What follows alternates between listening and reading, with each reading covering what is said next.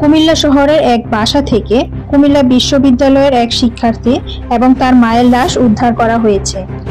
সোমবার ভোরে নগরীর কালিয়াজুড়ি খেলার মাঠের পাশের একটি ভবনের দ্বিতীয় তলা থেকে তাদের লাশ উদ্ধার করা হয় বলে জানিয়েছে পুলিশ।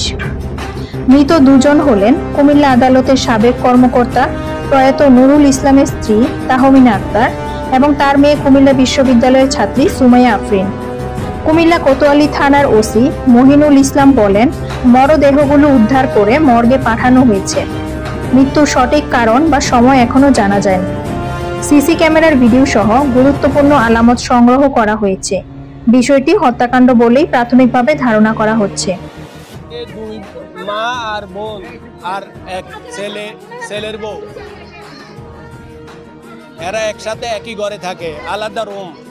এখন যতদূর বুঝতে পারতেছি আমরা, মাকে সে মারি ফেলছে আগে, তারপরে মা যখন খবরটাও বোনে অন্য ঘরে দিতে চাইছিল তখন বোনটারও মারি ফেলছে।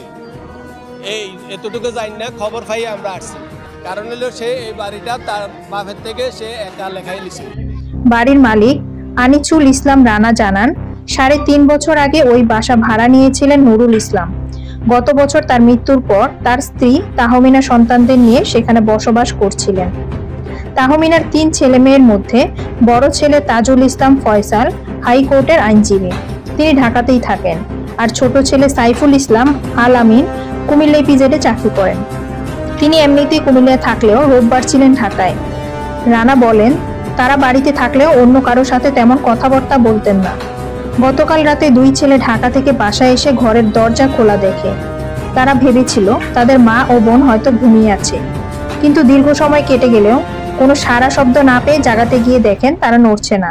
পরে 999 এ কল পেয়ে আজ ভোরবেলা পুলিশ গিয়ে লাশ উদ্ধার করে কুমিল্লা মেডিকেলের মর্গে পাঠায়। কোনো কিছু আছে কিনা এটার জন্য আমরা আলামত সংগ্রহ করেছি। আমরা পোস্টমর্টম রিপোর্ট প্রাপ্তি সাপেক্ষে বিস্তারিত বলতে পারব। বাড়ির মালিক রানা বলেন, সিসি ক্যামেরার ভিডিওতে দেখা গেছে একজন ব্যক্তি রোববার দিনের বেলায় ওই বাসায় আসা যাওয়া করেছিল। পুলিশকে বিষয়টি জানানো হয়েছে।